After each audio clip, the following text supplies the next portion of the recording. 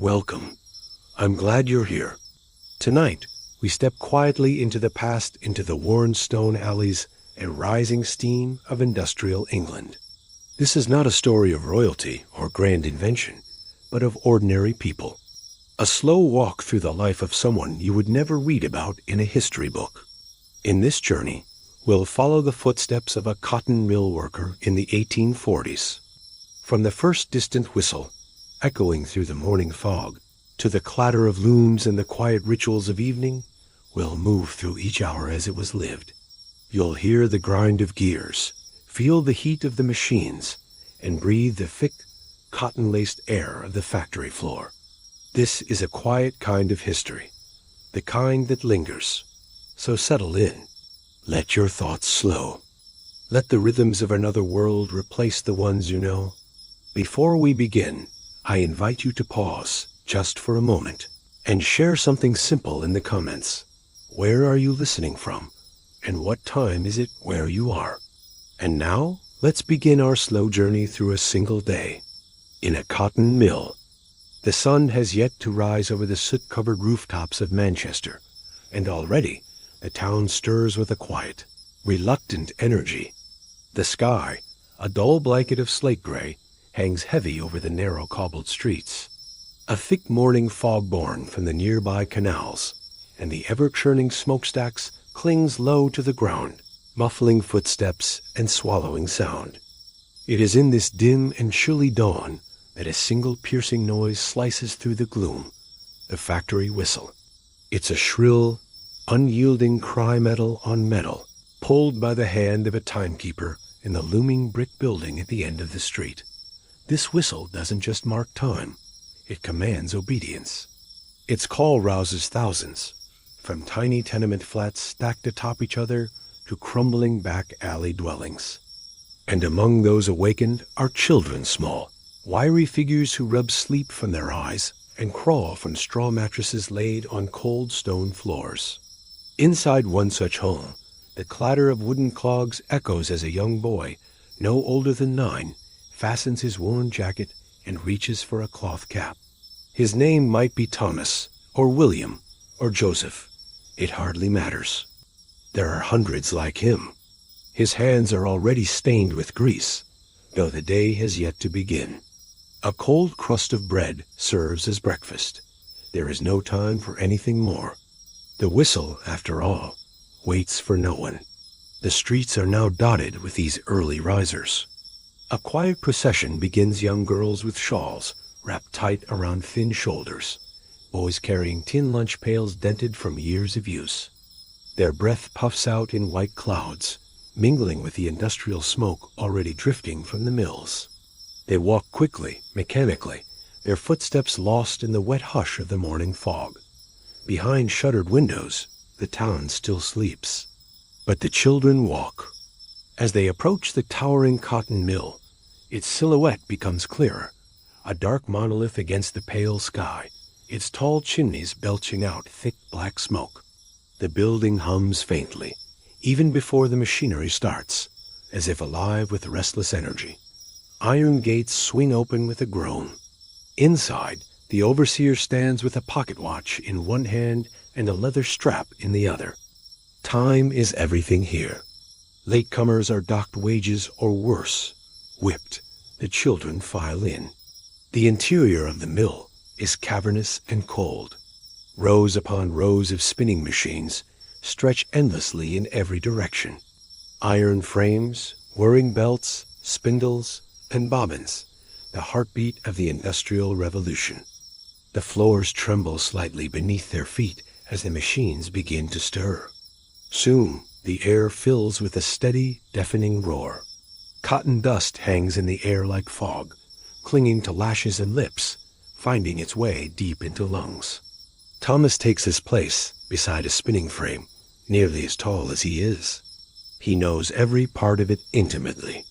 His job is simple, but perilous. To crawl beneath the machine while it's running, retrieve fallen threads, fix snags, and clean away lint. There are no safety guards. A wrong move could mean a torn hand or worse, but he doesn't think about that. There's no room for fear here, only speed, only silence. Above them, the overseer's footsteps echo on the wooden catwalks. His eyes sweep the floor, watchful and severe. Any child seen slacking, coughing too loudly, or stopping for rest is corrected swiftly. The leather strap is not a threat. It's a constant. The children work on, fingers moving with incredible speed and precision. The roar of the machines ensures no conversation. Only glances are exchanged, tired, resigned glances that say more than words ever could. As the morning stretches on, the gray outside gives way to weak daylight filtering through grime-covered windows. But inside, the light does not change. The gas lamps burn on, casting a permanent twilight over the spinning machines. Time seems to stretch, becoming both endless and irrelevant. Hours pass unnoticed. The only reminder of the outside world is the ache in their legs and the dryness in their throats. At mid-morning, a brief respite. Not a break, but a moment to chew a piece of bread or drink a few sips of water. There is no canteen, no warmth. Just the corner of the room, away from the noise, where the children lean against the wall and steal a moment's rest. Some close their eyes, if only for a second. Others stare blankly, trying to summon the energy for the next few hours. Outside, the town begins to bustle. Carts roll down the street. Men gather in pubs, shopkeepers open their doors. But inside the mill, the children remain invisible. They are the gears that keep the machine turning unseen, unheard, unacknowledged. And when the whistle sounds again, they return to work, their bodies already sore, their fingers raw, but their minds fixed on one thing: survival. As the afternoon progresses, accidents become more frequent. A hand catches in a spindle. A foot slips on the oiled floor. Blood is cleaned swiftly. Work continues. Those too injured to continue are replaced, often with younger, smaller bodies better suited to the narrow spaces beneath the machines. There is no mourning, no pause. In the eyes of the factory, a child is not a child. They are labor, and labor must not stop. And still the machines roar. The cotton fibers fill every breath. The clatter and whir are constant, never letting up, never slowing. It is a sound that seeps into the bones, a sound the children hear even in their dreams. It drowns out the world. It becomes the world. Outside, the sky darkens once more. The day draws to a close. The whistle sounds for the final time. The children, bleary-eyed and hunched from exhaustion, file out the iron gates, blinking into the evening light. Some walk home in silence. Others cough quietly into handkerchiefs, the cotton dust clinging even now. Their pay will be counted in pennies, handed out without ceremony. Enough for bread, maybe soap, never enough for escape. In their tenement homes, they will eat quickly, wash in cold water, and crawl back onto straw beds. The cycle will begin again tomorrow, and the day after that, and the day after that. As the town settles into another foggy night, the mill sleeps, but only lightly. It waits for morning. It waits for the whistle. It waits for the children. The day begins not with sunlight gently piercing the curtains, but with the abrupt, metallic toll of a factory bell echoing through a narrow town street. This bell, mounted high above the looming cotton mill, is no ordinary chime. It is the voice of the Industrial Revolution, a commanding, unrelenting sound that slices through sleep and demands movement. Its tone is harsh, mechanical, and final. For thousands of workers, that sound signals the beginning of another, long and weary day. The town surrounding the cotton mill is shaped by it physically, socially, and spiritually. Narrow row houses built shoulder to shoulder, blackened by coal soot, line the cobbled streets. Their windows fog with the breath of families, waking too early, too often. Children shuffle to the hearth to warm their hands before lacing up stiff boots. Mothers wrap leftovers in cloth. Fathers check the sky through the smoke haze, not for weather, but for time. The bell is punctual. It gives no grace. And as it rings, a silent procession begins. People young, old, small, and weary stream toward the source of the sound like water to a drain.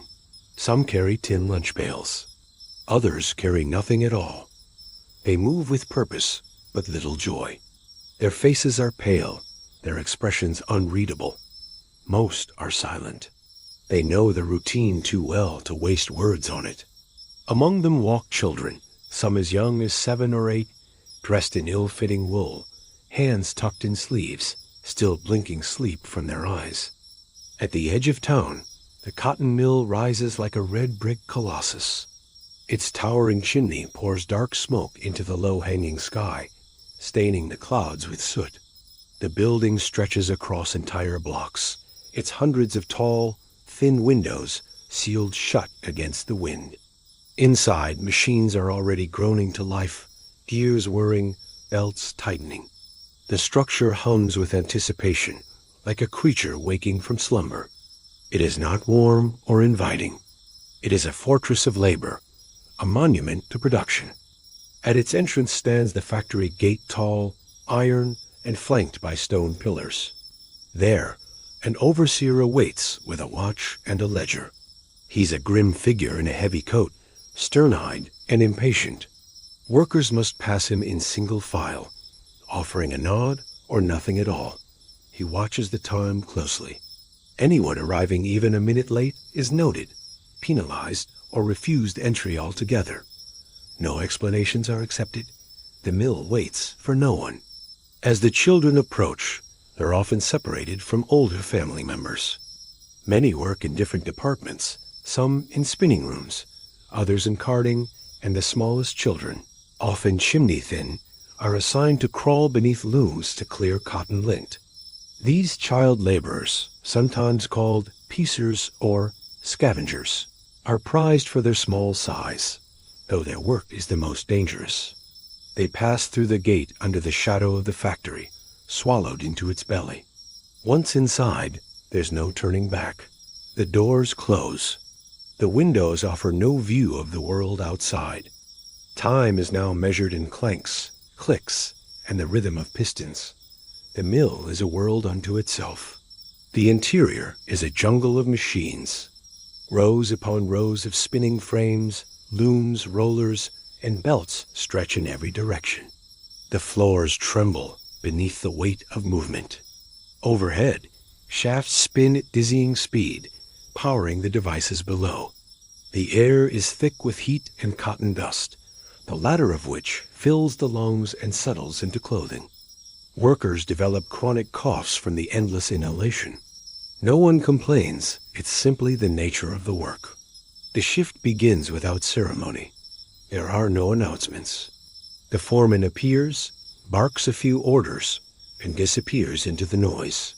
Each worker knows their station and task. Newcomers are told, once, what to do. They're expected to adapt instantly. For the children, especially those starting their first day, it is terrifying. The machines are louder than anything they've ever known. The walls vibrate with the sound of clashing metal and humming belts. Conversation is impossible. Instructions must be shouted, and even then, often go unheard. The youngest workers begin their day crawling under looms, collecting tufts of cotton that have fallen or snagged. They must work quickly and carefully, avoiding moving parts that could catch clothing or fingers. Injuries are common. A moment's distraction can cost a hand or worse. There is no compensation, just dismissal. Older children operate machines directly. They must learn to balance speed and precision, threading needles, replacing bobbins, and ensuring threads don't tangle. A jam can shut down an entire section, drawing the wrath of the overseer. Mistakes are punished, harshly shouted at, beaten, or dismissed without pay. There is no proper lighting. Most mills rely on natural light from the tall windows, but soot and grime dim it constantly. Candles and oil lamps are too dangerous around flammable cotton. The result is a dim, hazy atmosphere, an almost permanent twilight inside the mill. The factory bell that signaled entry now rules the day. It marks every shift, every break, every transition. There are no clocks on the walls, only the bell. Time outside no longer matters. The only time that counts is factory time. Workers internalize it, their bodies becoming attuned to its rhythm. They wake to the bell, eat to the bell, sleep to the bell. The routines are strict and unforgiving. There's no speaking on the factory floor unless it's work-related. Laughter is discouraged. Daydreaming is dangerous. Even leaning against a wall can draw reprimand. Every minute is measured in output yards of thread, rolls of fabric, pounds of lint. Yet among the noise and the rules, there is a kind of silent camaraderie. Workers learn to read each other's gestures. A glance or nod can convey understanding. Older children teach younger ones how to avoid injury or how to sneak an extra breath of fresh air near the exit door.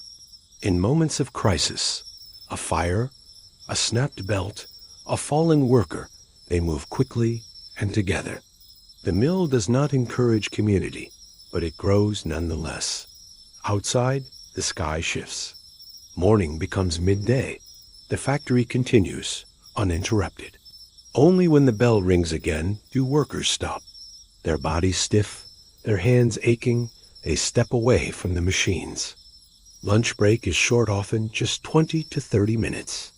Workers sit in corners of the factory or outside near the walls, eating simple meals of bread, cheese, or potatoes. There is little conversation. The noise still rings in their ears. Some stare at the sky, grateful for a glimpse of daylight.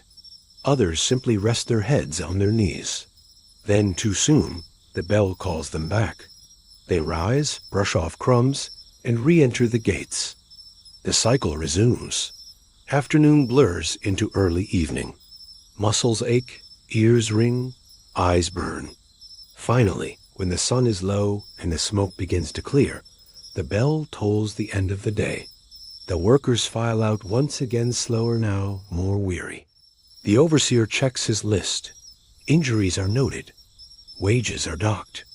A few children limp, their hands wrapped in cloth. The day has taken its toll. They pass through the gates, back into the town that raised them. But something has changed. A little more energy drained. A little more childhood lost. A little more of themselves left inside the mill. This is the reality of entering the mill gates. It is not a place you walk into lightly. It is a place that marks you, shapes you. For the workers of the cotton mill, each day is not just labor. It is survival. And the gate is not just an entrance. It is a threshold between freedom and submission, childhood and adulthood, silence and the endless hum of machines. And tomorrow, the bell will ring again. The moment you step into the cotton mill, you're enveloped by a world unlike any other. Gone are the familiar sounds of the outside, the voices, the wind, the distant clang of carts on cobblestones. Instead, you're greeted by something almost alive. A continuous mechanical roar, relentless and consuming, surges through the air. It shakes the floorboards, rattles the windows, and presses against the chest like a second heartbeat. It's the sound of labor, thousands of gears turning in harmony, powered by steam and sweat. The vast interior stretches endlessly, lined with machines in perfect rows like soldiers on parade. Looms, spinning frames, carding engines, all moving in a synchronized rhythm so tight it feels orchestrated. But this is no concert. It is work, hard and unforgiving. The spinners and the weavers are already deep in motion. Many have been here since before the sun rose. They don't talk. They don't stop. They move like dancers across the floor, swift and deliberate. Their hands are their most valuable tools, trained strong, blistered, and they know their machines like a sailor knows the sea. For most of them, the deafening noise becomes background music. For newcomers, it's nearly unbearable. The roar of the looms drowns out everything else. Shouting is pointless. Conversations are reduced to hand signals and nods. The language of the mill is one of movement, not words. You'll notice children here, far too many. Small, slight boys and girls, barely older than 10, dart between machines, slipping under spinning frames to clear fallen cotton or adjust threads. Their size makes them ideal for these tight spaces, but it also puts them at immense risk. A single misstep, a moment too slow, and the machine will not hesitate. There are no guards, no safety barriers. The machinery is raw and exposed, a web of moving parts and sharp edges. Accidents are common. Bandaged fingers, missing limbs, these are not rare stories, but daily realities. The older workers have learned how to read the machines. A change in the whir, a sudden rattle, signs that something's wrong. But for the younger ones, there's only reaction. And sometimes, they're not fast enough. The looms themselves are massive. Iron beasts fueled by steam, driven by a complex system of belts and pulleys that run the length of the room. Each one thrums with life, threads stretched taut across frames, the shuttle zipping back and forth so fast it blurs into a ghostly line. Every spinner manages multiple machines. That means constant movement. They shift between frames, eyes scanning for breaks in the thread or buildups of lint that could ruin the batch. They fix what they can on the fly. A good spinner keeps the fabric flowing, the threads tight, and the tension steady. A bad one holds up the line and risks a sharp word or worse from the overseer. The overseers are ever present. They walk the aisles with clipboards or canes, their eyes sharp, their voices cutting. They watch for lagging workers, misaligned threads, machines running idle. In their world, time is profit. A slow machine is a lost coin. A lazy worker is a problem to fix or replace. The spinners know this. Many have families to feed. Mistakes are costly in more ways than one. In the middle of this chaos, there's a strange kind of beauty. Watch closely, and you'll see patterns emerge, not in the fabric, but in the people. Each worker has their own rhythm. One spins with a flick of the wrist, another checks tension with a soft pull. A third glides down the row, hands outstretched like a conductor. The machines are loud, unfeeling. But the humans?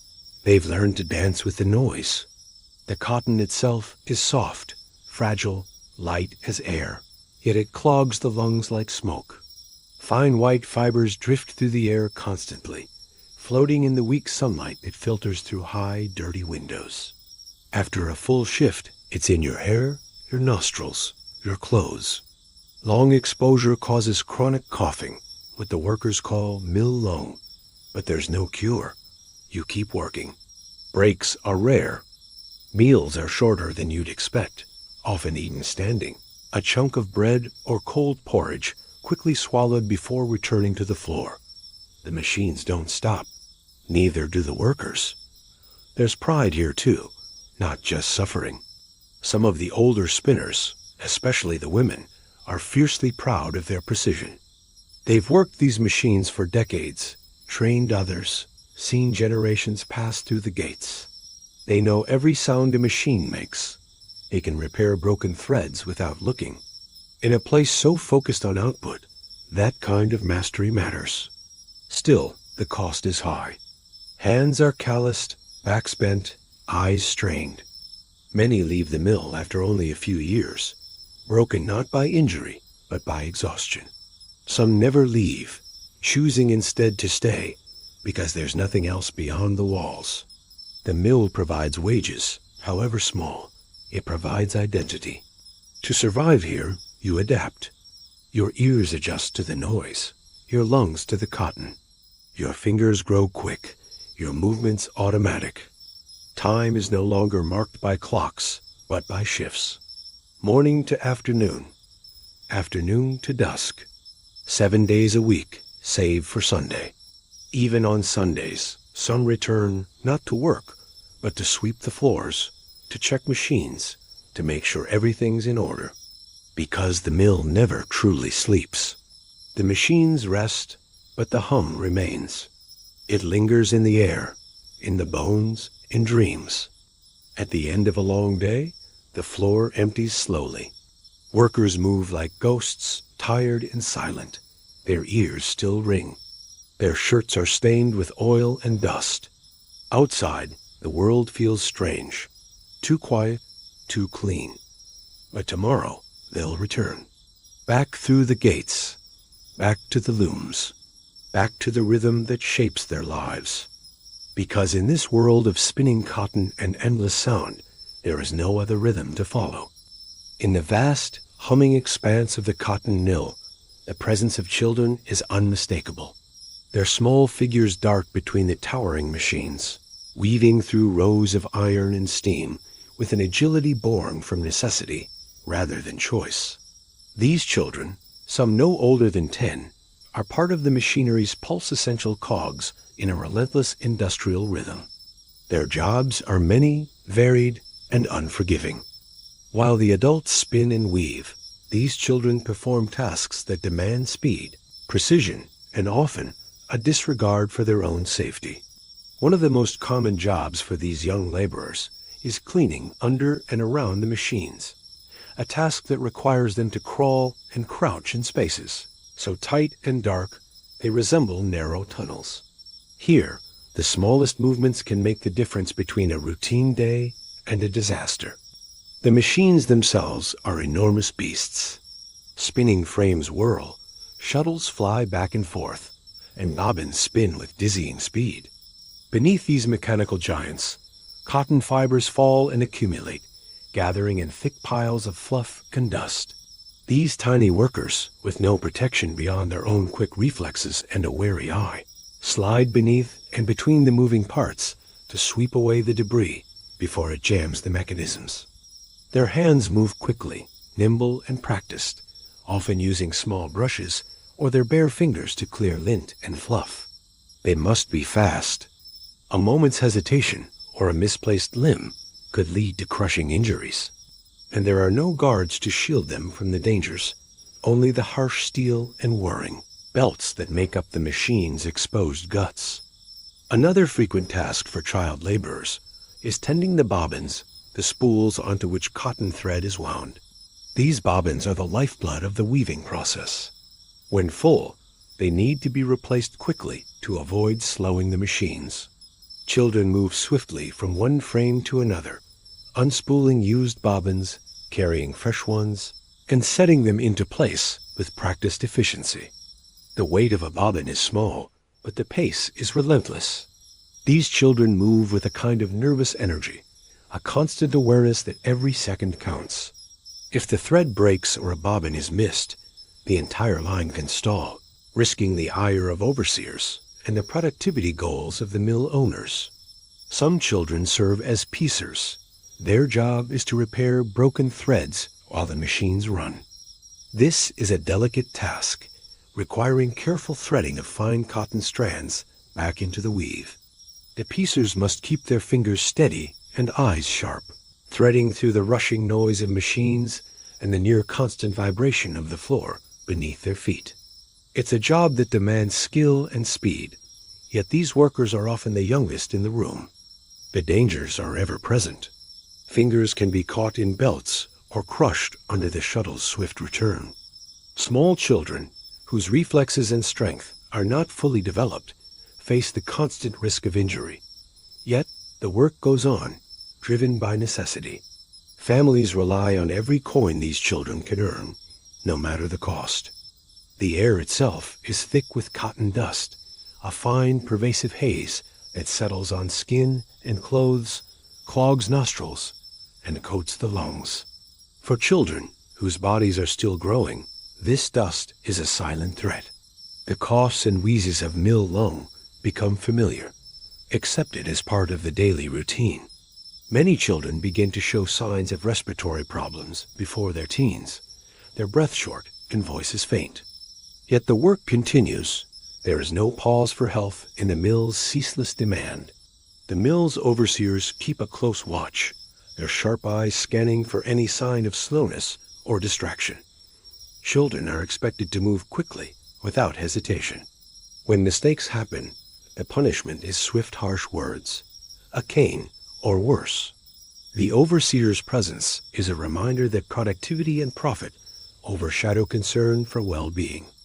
Even with the danger and exhaustion, some children show an astonishing resilience. They learn quickly, mastering the skills necessary to keep the machines running smoothly.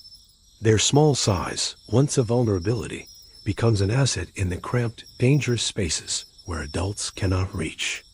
They develop a kind of streetwise awareness, knowing which machines are safest, when to step back, how to avoid the most perilous moments in the endless rhythm of the factory. During the brief moments they are not moving or working, children often huddle together, sharing stories or stolen smiles. In the quiet corners of the mill, their voices carry a faint hope, whispers of dreams beyond the mill walls, though such hopes often feel distant and fragile. The children's clothing is simple and worn, stained with the dust and oil that cling to every surface inside the mill. Many have bare feet or shoes too small, their skin marked by scrapes and bruises. Yet there is a determination in their eyes, a stubborn will to endure despite the hardships. Mealtimes are short and often hurried. Children eat standing or sitting on rough wooden crates, their food modest and quickly consumed. There is little time to rest before the next shift demands their return. Breaks are a luxury rarely afforded, and exhaustion settles deep into their bones. Even after the whistle signals the end of the day, some children linger, drawn to the machines as if by habit. They help clean, check for loose threads, or prepare the frames for the next morning. The mill, a living organism, depends on their vigilance. At night, when the mill falls silent, the children return to crowded, cramped homes, often shared with extended family in the crowded districts near the factories. Sleep is sometimes interrupted by coughing fits or the aches from a day's hard labor. For many, the cycle begins again before dawn, the steady grind of work their only constant. In this world of steel and cotton, these children are both workers and survivors. Their presence in the mill is a testament to the era as demands and the harsh realities faced by industrial communities. They embody a paradox, the fragile strength of youth, caught in the merciless gears of progress. Their stories are not simply of hardship, but of quiet endurance, of small hands navigating great machines, of swift feet avoiding danger, of young minds learning the unforgiving lessons of work and survival. It is a chapter in history, marked not just by the noise of machinery, but by the whispers of children who kept the mills alive. Inside the cotton mill, where the endless clatter of machinery never ceases, another presence is just as constant, the overseers. These men, sometimes women, stand as the sharp eyes and stern hands of the factory owners. Their role goes beyond supervision. They are the enforcers of order, the keepers of discipline, and the arbiters of productivity. The overseer's world is one of strict rules and relentless expectations. As the machinery spins and weaves the threads into fabric, the overseers move quietly but purposefully through the rows of machines, watching every motion, every breath of the workers beneath them. Their gaze is unyielding, their posture rigid, projecting a presence that demands attention. For workers, the overseer represents authority, a figure who must be respected and often feared. They carry tools of discipline, canes, clipboards, whistles, symbols of control in a place where time equates directly to profit. The overseer's job is to ensure that every second counts, every thread flows smoothly, and every hand remains productive. Rules inside the mill are strict. Workers must arrive on time, work without unnecessary breaks, and maintain the speed and quality of their tasks. Machines cannot be idle for long. A stopped loom means lost production and lost wages for the entire workforce. There is little tolerance for error or delay. For children, who make up a significant portion of the labor force, these rules are particularly unforgiving. Their small hands and quick movements are prized, but their inexperience and vulnerability make them frequent targets for punishment. When a child falters, the overseer's response is often swift and harsh. A sharp word, a raised hand, or the crack of a cane. Discipline in the mill is not gentle. It is a system designed to maintain control in an environment that can easily descend into chaos without it. Overseers enforce silence on the factory floor, demanding focus and compliance. Talking, laughing, or any distraction is met with immediate correction. Workers are expected to blend into the rhythm of the machines, their bodies moving in time with the mechanical heartbeat. Physical punishment is common. Canes and rods are wielded not just as tools, but as instruments of fear. Workers caught shirking duties or making mistakes might receive a beating in front of their peers, a warning to others to keep in line. This public discipline reinforces the overseer's authority and keeps the workforce obedient. Yet, punishment is not always physical. Overseers also use verbal reprimands, threats of dismissal, or withholding of wages to keep workers in check. The precariousness of employment means that many workers endure harsh treatment rather than risk losing their livelihoods. The fear of poverty is as strong a motivator as the threat of pain. Despite the harshness, some overseers develop a complex relationship with their workers. They are often caught between the demands of the factory owners and the realities of human labor. Some try to temper discipline with moments of understanding, knowing the grueling nature of the work and the toll it takes on young bodies and weary minds. However, these moments are rare and fleeting. The overarching culture of the mill prioritizes efficiency above all else. Workers are seen as means to an end, the steady production of cloth. Individual needs or suffering are secondary concerns. The overseer's authority extends beyond the factory walls.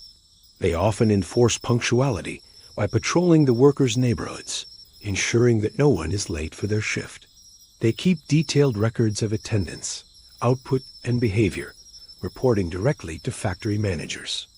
Their role is vital in maintaining the smooth operation of the mill's complex machinery, both mechanical and human. Rules about breaks and meals are strictly controlled.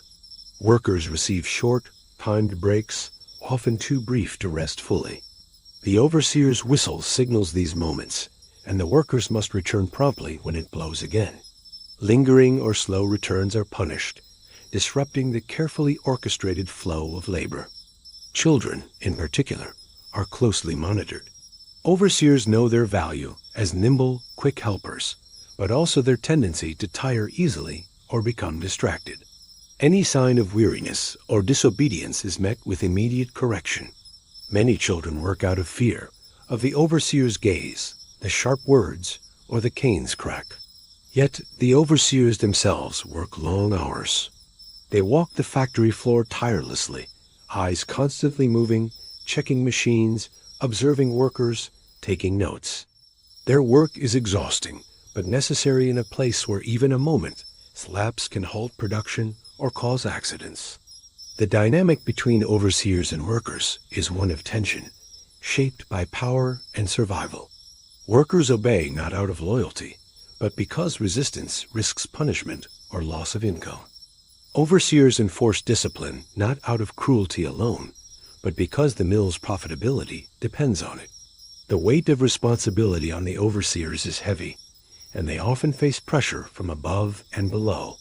Factory owners demand increasing productivity, while workers chafe under strict control. Overseers become the middle ground, enforcers of discipline, yet sometimes unwilling mediators of hardship. In the quiet moments when the machines slow or during brief breaks, overseers might reflect on their role. Some remember their own time as workers or have families relying on the wages they earn. Yet, the factory system allows little room for empathy. Efficiency and order dominate. Discipline in the mills was not simply about punishment. It was about creating an environment where thousands of moving parts, both metal and human, worked together seamlessly.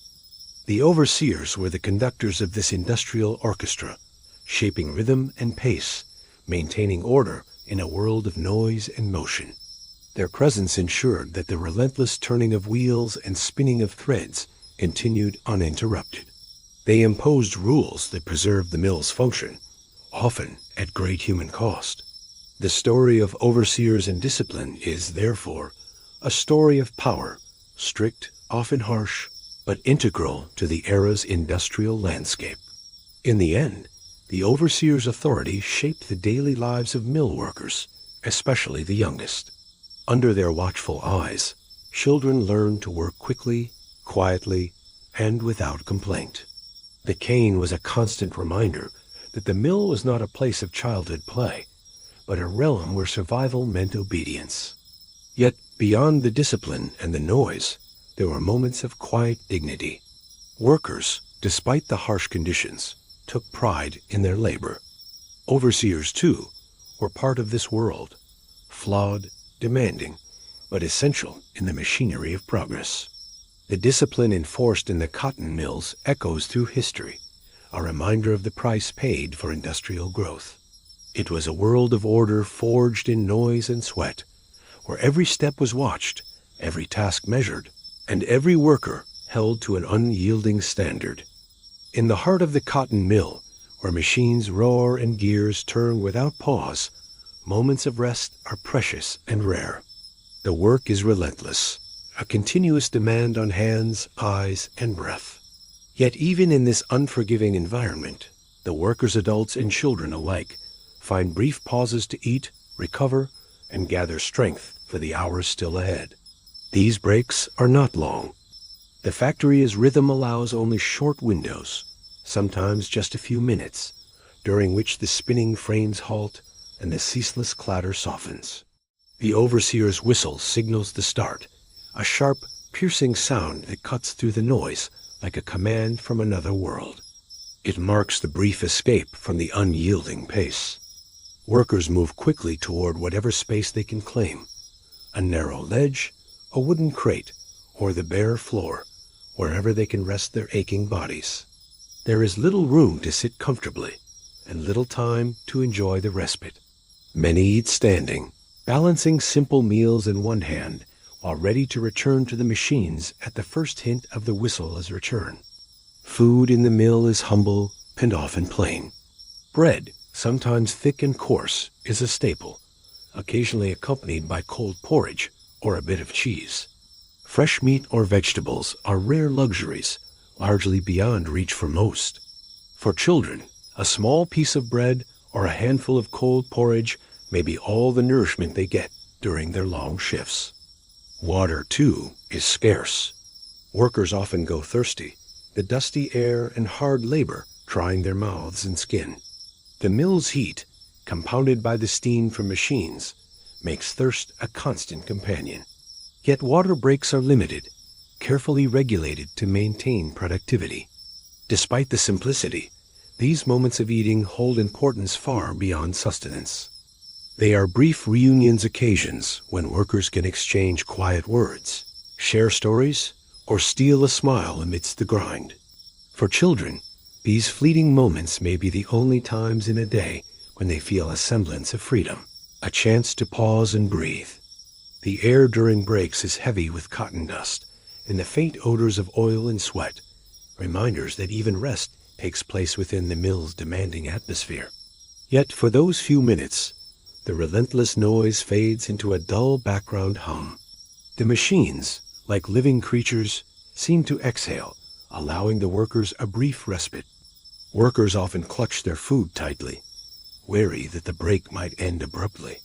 The overseer's whistle, always unpredictable, can cut the meal short without warning. There is a shared understanding, a silent race against time to eat, drink, and rest before returning to the ceaseless work. The physical demands of the mill work mean that even short breaks are vital. Hands cramp and muscles ache after hours of twisting threads and tending spinning wheels. Eyes strain from constant focus on the fine cotton fibers and moving machinery. The dust thickens in lungs, making each breath a conscious effort. During rest, workers stretch tired limbs, rub sore backs, and wipe away sweat and grime. They exchange nods or brief conversations, often about the day's progress, the weather outside, or the hopes for better times. These small moments of connection provide an emotional lift, a reminder that beneath the dust and toil, human spirit endures. Some workers use the break to perform small tasks, fixing a torn piece of clothing, checking on a younger child, or preparing tools for the next shift. Others simply close their eyes for a moment, gathering strength for the hours ahead. Even in these short spans, fatigue is visible. Faces are lined with weariness, movements slow despite the urgency. Children's breaks differ only slightly from adults. Their meals are often simpler, their bodies more vulnerable to exhaustion. Still, they show remarkable resilience, learning to rest quickly and return to work with a surprising energy born of necessity. In the cold months, breaks provide a chance to warm stiff fingers and stiffen limbs, cramped from the chill that seeps through factory walls. Workers huddle together near small stoves or pockets of warmth, sharing fleeting comfort.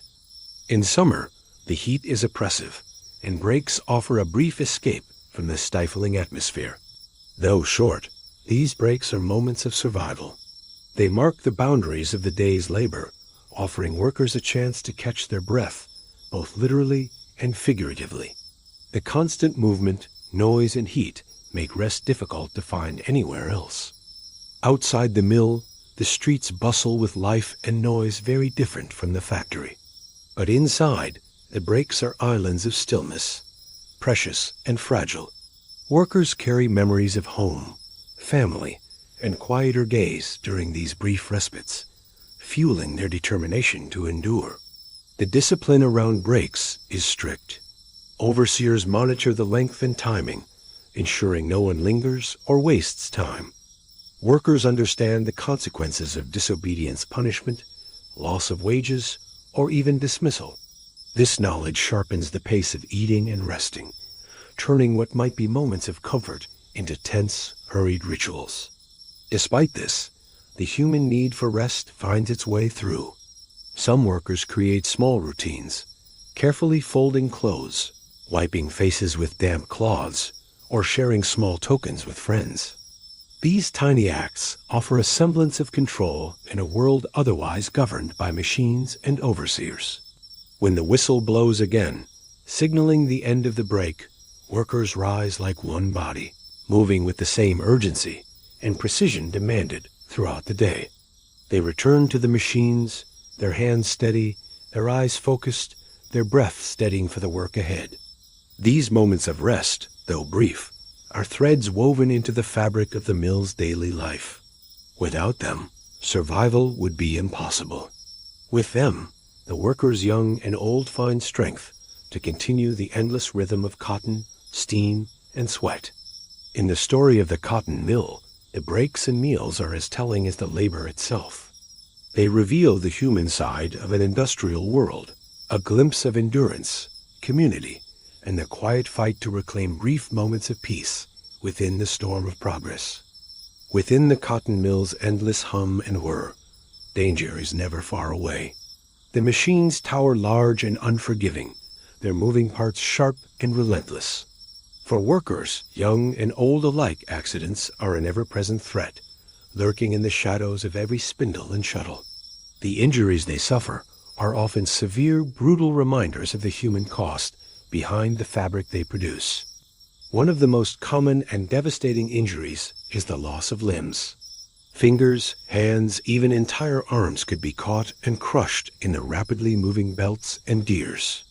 The machines move without pause, without mercy, and a moment's misstep can mean a lifetime changed in an instant.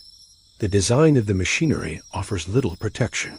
There are no guards or shields to stop a hand from slipping into a dangerous space. Workers must rely on speed and caution, two things that don't always come together. Children, especially, are vulnerable. Their small size makes them ideal for reaching tight spaces, but also increases the risk of being trapped or pulled into the machine's iron jaws.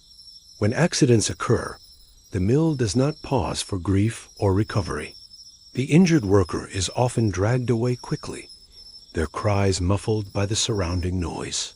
Bandages are applied hastily, and work resumes as though nothing happened. There is no room for long recovery. The mill's demands are relentless. For many, these injuries mean permanent disability. The loss of fingers or hands ends the possibility of returning to the machines that require delicate, precise work. Yet, there is little support or compensation. Workers are left to find new ways to survive, often shifting to less skilled, lower-paying jobs if they can work at all. Beyond the physical injuries, the mill's air itself is a silent killer. The constant dust from cotton fibers fills the lungs with tiny particles that irritate and inflame. Over time, this leads to chronic respiratory diseases, collectively known as mill lung. Workers develop persistent coughing, wheezing, and difficulty breathing, a condition that worsens with every shift. Children who spend years breathing this thick, dusty air often develop these symptoms early. Their lungs, still growing and fragile, suffer lasting damage. Yet this illness is rarely acknowledged by the factory owners or overseers. It is considered an unavoidable part of the job, a hidden toll paid quietly by those who labor. Injuries and illness are often kept from public view. The mills operate under strict secrecy regarding the conditions inside. Families may hide the extent of wounds, fearing stigma or job loss. Overseers discourage talk of accidents, concerned that complaints might slow production or invite outside scrutiny. When accidents are reported, they are minimized or blamed on worker carelessness. There is little accountability for unsafe machinery or poor working conditions. The focus remains on output, on keeping the looms running and the cotton spinning, no matter the human cost. In some cases, injured workers are dismissed without warning, left without income or support. For families dependent on every penny, this can mean destitution. Despite the dangers, many workers remain in the mills, trapped by circumstance and necessity. The psychological impact of accidents is also profound. Workers live with a constant awareness of risk, their movements cautious but weary. The sound of machinery becomes a reminder not just of labor, but of potential harm. Some become resigned, accepting injury as an inevitable part of mill life. Yet, there are moments of quiet heroism. Older workers teach newcomers how to avoid danger, sharing hard-earned wisdom about machines and their quirks. They warn children to stay alert and move carefully. These lessons often mean the difference between safety and injury. The mill's culture, harsh as it is, also fosters resilience. Workers support each other through injury and illness, sharing whatever aid they can offer. In the crowded neighborhoods outside the factory, families tend to the wounded, nursing injuries as best they can with limited resources. Despite the grim realities, the mills press on, their profits fueled by the sacrifices of countless workers. Accidents and injuries remain hidden beneath the surface noise and steam, stories told in silence and shadow. The legacy of this era is one of progress shadowed by pain. It is a reminder that the fabric of history is woven not only from innovation and industry, but also from the struggles of those who bore the cost hands crushed, lungs worn thin, bodies and spirits tested to their limits. In the quiet moments, beyond the clatter and the dust, the memories of these injuries linger, whispers of pain beneath the hum of the mill, echoes of lives forever changed by a single fateful moment. When the mill's relentless clatter finally dies down and the machines fall silent for the night, the world of the workers shifts not into peace, but into another kind of hardship. The harsh demands of the day give way to cramped, crowded homes where exhaustion settles deep into bones and the promise of rest is often elusive. Beyond the factory gates, the living conditions of those who labor through the day tell a story just as stark and unyielding as the noise inside. Most mill workers live in tightly packed neighborhoods close to the factories, where rows of narrow, brick-built houses line the streets like soldiers on parade. These homes are small, often little more than a single room or two, shared by large families, sometimes numbering 10 or more. Overcrowding is the norm, not the exception. Privacy is a luxury few can afford. The walls are thin, and the cold seeps in through gaps in windows and doors. Dampness clings to the rooms like a persistent shadow, turning floors slick and cold and walls streaked with mold. The air is heavy with the smell of smoke, stale cooking, and unwashed bodies. It's a world far removed from comfort or sanctuary. Inside these cramped spaces, families stretch every inch to make room for beds, furniture, and the few belongings they own. Children often share beds, huddled together for warmth in the long, cold nights.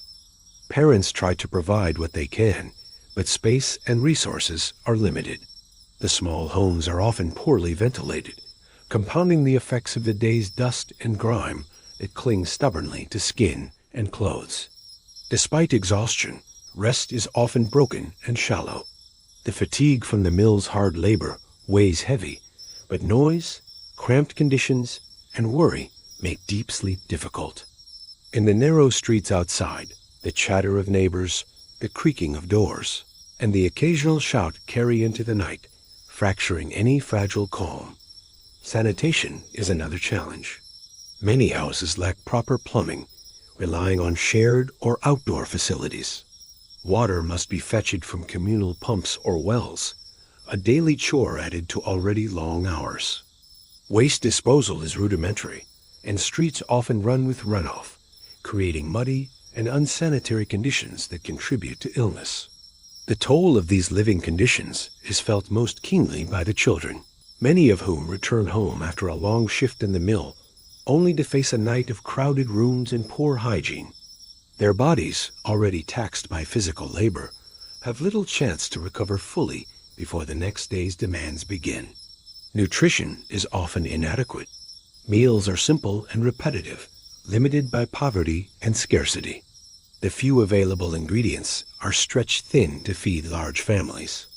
The lack of variety and nutrients adds to the physical strain and hampers growth and health. Families live in a cycle of exhaustion and scarcity, caught between the demands of work and the necessities of survival.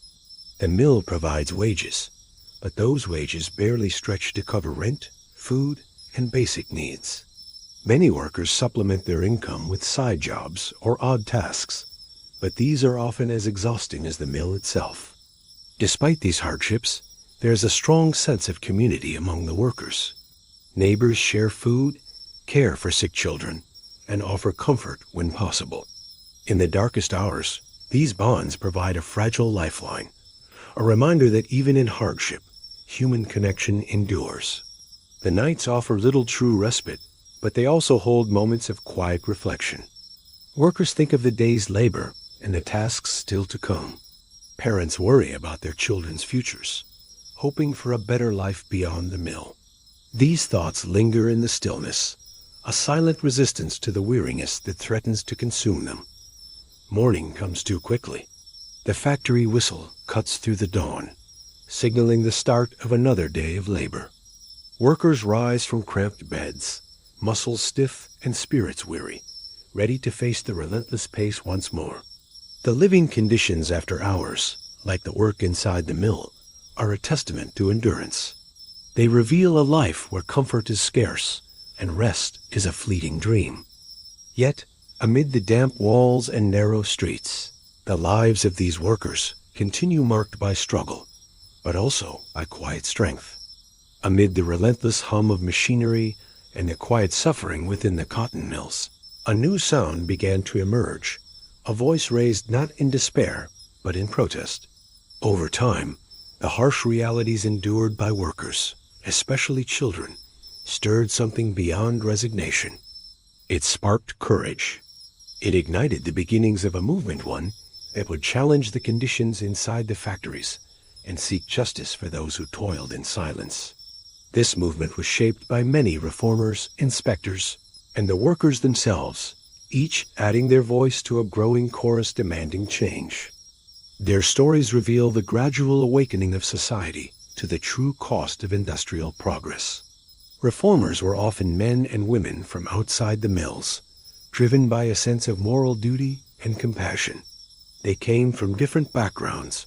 Some were religious leaders, Others writers or social activists united by a shared concern for the welfare of the vulnerable. These reformers visited the factories, often at great personal risk, witnessing firsthand the conditions that workers endured daily. Their reports were vivid and unflinching. They described the overcrowded workrooms filled with deafening noise, the dangerous machines that threatened life and limb, and the exhaustion etched into every face. They wrote of children no older than 10, bent beneath the weight of endless labor. These accounts stirred public awareness, shining light into places long ignored. Government inspectors soon followed. Tasked with enforcing emerging labor laws, their presence signaled a shift in how society viewed industrial work. Inspectors entered mills with clipboards and notebooks, observing conditions, measuring hours worked, and recording injuries. Their findings provided critical evidence, fueling debates about regulation and workers' rights. The inspections were not without challenges. Factory owners often resisted, wary of interference and loss of profit. Inspectors faced hostility, their work sometimes obstructed. But their persistence gradually led to legislation aimed at improving conditions, laws limiting child labor hours, mandating safety measures, and setting minimum ages for workers. Yet the most powerful voices came from the laborers themselves. Despite the risks, workers began to organize, share grievances, and advocate for better treatment. In the mills and the streets, whispers of solidarity grew louder. Workers formed early unions, held meetings in secret, and coordinated strikes to demand fair wages and safer workplaces. Children, too, found ways to make their voices heard, often through the adults who cared for them. Their stories of hardship and resilience became powerful testimony in reform campaigns. These personal accounts made it impossible for society to turn away from the mill's human cost. The struggle was long and difficult. Change did not come quickly. Many reform efforts were met with resistance, skepticism, or outright hostility. Factory owners argued that restrictions would harm business and the economy. Some workers feared retaliation or job loss if they spoke out, yet the momentum built steadily. Over decades, these voices transformed public perception and policy. Acts of Parliament gradually improved working conditions, restricted child labor, and established inspectors as permanent fixtures in industrial settings. The mills slowly evolved from places of unchecked exploitation to workplaces where human dignity was recognized, if only in small steps. Beyond laws and inspections, the voices that fought back left a lasting legacy in a culture of labor. They inspired future generations to continue the fight for workers' rights and social justice. Their courage planted seeds that would grow into broader movements, advocating fair treatment, safe working environments, and the value of human life over mere production. In the quiet moments between the clatter of machines, one can almost hear these voices, determined, hopeful, and resolute. They remind us that behind every thread woven in the mills were people with dreams, rights, and the power to demand change. The story of these reformers, inspectors, and laborers is a testament to the strength found in unity and the enduring human spirit. It is a chapter of history that balances the harsh realities of industrial labor with the promise of progress born from courage and compassion. The cotton mill was more than just a building filled with spinning machines and endless rows of looms. It was a symbol, a powerful emblem of a changing world, a new era defined by industry, innovation, and the reshaping of society itself. The mills transformed not only the landscape of Britain, but also the lives of countless individuals who lived, worked, and endured within their walls. Industrial Britain rose on the shoulders of these factories. Towns grew around mills, their skylines dominated by towering chimneys and the ever-present plume of smoke. Railways and canals expanded to serve them, connecting raw cotton from distant colonies to the spinning wheels that turned it into fabric. The mills were engines of economic growth, fueling Britain's place as the workshop of the world. But the legacy of the cotton mill is not measured solely in pounds and yards of cloth. It is woven deeply into the social fabric, the rhythms of daily life, the struggles and hopes of families, and the evolving sense of community forged in the crucible of labor. The workers who filled the mills, from small children to seasoned adults, carried the weight of this transformation. Their hands shaped the fabric of industry, and their sweat paid the price of progress. They were at once pioneers of a new economic age and victims of its demands. Yet, through hardship and sacrifice, these workers built more than cloth. They built the foundations of modern labor rights and social awareness. The difficult conditions they endured sparked movements for change, voices that demanded dignity and fairness. The reforms born from their struggles paved the way for safer workplaces, regulated hours, and protections for children and families. The mills also altered the rhythms of everyday life. The long hours and regimented shifts imposed a new structure on time and community. Towns organized around factory bells rather than church clocks. The pace of life accelerated, shaping generations in its relentless cadence. Echoes of that era linger still. Many of Britain's industrial towns bear the marks of their mill heritage in architecture, street names, and local traditions. The spirit of resilience and solidarity forged in the mills continues to influence communities today.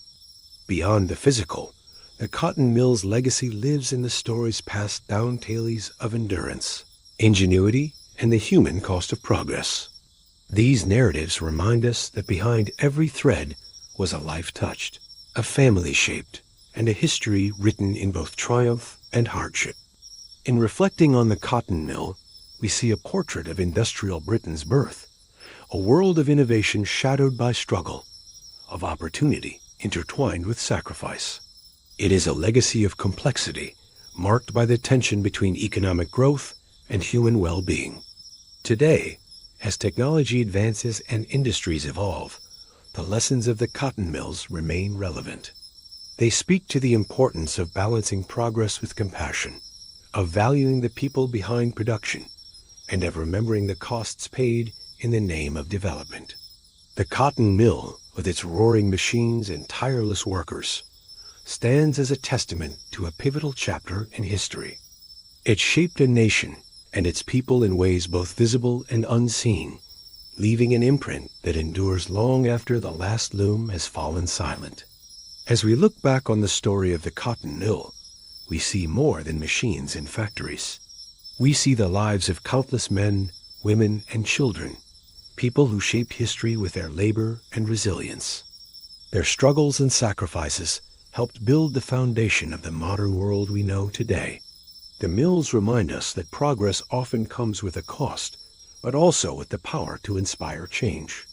The echoes of that era still resonate, teaching us the importance of valuing every worker, every family, and every human story behind the fabric of industry. Thank you for joining me in this reflection on a world that was both harsh and hopeful.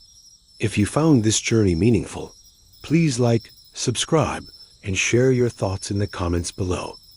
What part of this story touched you most? I'd love to hear from you. Until next time, take care, and remember the past is never far from the present, and every thread has a story.